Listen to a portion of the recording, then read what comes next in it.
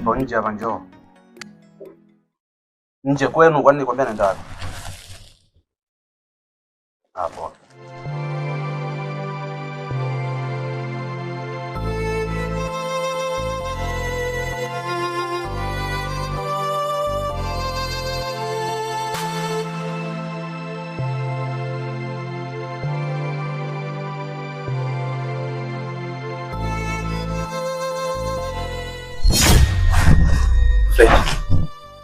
Nimekuita hapa na jambo moja nizungumze nawe. Jambo gani? Najua itakuuma sana.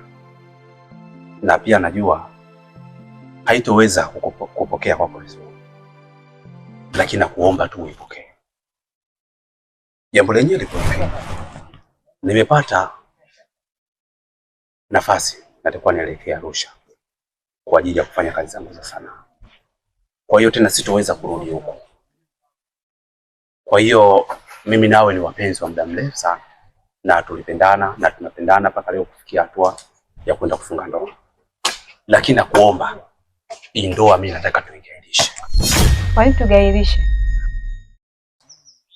Fetwisha, kama nilivyokueleza, inabidi mimi nitoke sababu naenda kuanzisha kundi langu la nini? La sanaa. Kwa hiyo sitoweza tena kurudi huko kwa muda huo. Kwa hiyo sasa sitaki wewe nikuharibie maisha yako. Tafuta mwanaume mwingine akuoe uendelee na maisha. Hamna, mimi nitakusubiria tu Ndaga, lakini nitakusubiria. Kwa nini unakuambisha sana kuelewa eti? Kwa sababu nakupenda. Mimi naelekea huko Arusha.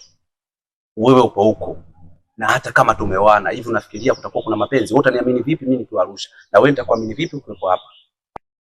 Mimi hata sikubali. Yaani kirahisi rahisi tu unasema tuachane. Kirahisi rahisi tu sababu sijaielewa sababu ya maana ni hivi. Eti, mkuwa mwelewa.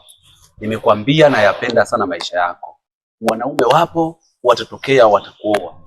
Na wale ndugu tulowaalika kwenye shughuli, tuna majirani wote wanajua kwamba tunakaribia kuoana. Alafu leo tutateja na watu michango washaanza kutoa jamani. Unaweza ukaniambia kiasi cha pesa ambacho majirani walichotoa michango yao? Michango ilishaanza kuingia, ndo nashangaa kwa nini umegairisha. Wewe unafikiri majirani wote nifikiriaje na shughuli tulishaalika? Sasa majirani hawajui kuacha wanakuachika. Mimi nimekwambia na yapenda maisha yako. Na nahitaji kuondoka. Kwa hiyo nakuomba kuanzia sasa sahau kuhusu. Akitokea kidume mwingine olewa, sawa? Mimi sikubaliani navyo.